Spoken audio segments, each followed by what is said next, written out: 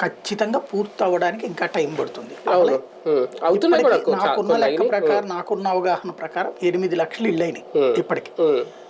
ఇది ఆ మధ్యన గవర్నమెంట్ చెప్పింది 7 లక్షలు, ఇప్పుడు ఇంకో 1 లక్ష దాకా అయినాయి. రేపు ఫిబ్రవరి ఎండింగ్కి ఇంకొక 5 లక్షల దాకా అవుతాయి వాళ్ళు చెప్తున్నది. నేను అనుకోవడం 3 లక్షలు అవుతాయి. అంటే 10 లక్షల ఇళ్ళు పూర్తవుతాయి. 30 లక్షల ఇళ్ళు గమ్యం వాళ్ళు లక్ష్యంగా పెట్టుకున్నారు.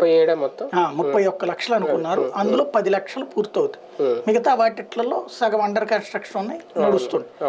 ముందైతే ఒక స్థల యజమాని అయిపోయాడు పేదవాడు. పేదవాడైనా మధ్యతరగతి కూడా పేదవాడి ఖాతాలోనే స్థల యజమాని అయిపోయారు. ఇందులో ఒక అతిపెద్ద లాజిక్ ఉంది. సుదీర్ఘకాలం నుండి అంటరానితనం అనేటువంటిది ఎందుకు వచ్చింది? మనకి ఆ పాటలు కూడా ఉంటాయి, మన గద్దర్ పాటలు. ఊరు చివరిన మా గూడెల్స్ ఎందుకు ఉంటాయి, మా గుడిసెలు ఎందుకు ఉంటాయి మమ్మల్ని. ఇప్పుడు అట్లా లేదు.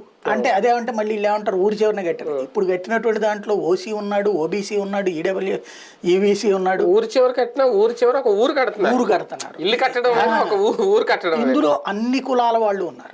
ఇందులో బ్రాహ్మడికి ఇస్తున్నారు, అక్కడే కమ్మకి ఇస్తున్నారు, ఇస్తున్నారు, రెడ్డికి ఇస్తున్నారు, అందరికీ ఇస్తున్నారు. కాబట్టి అక్కడ ఒక ఊరు వస్తుంది. ఇప్పుడు అన్ని కులాలు కలిసి కాపురం చేస్తాయి.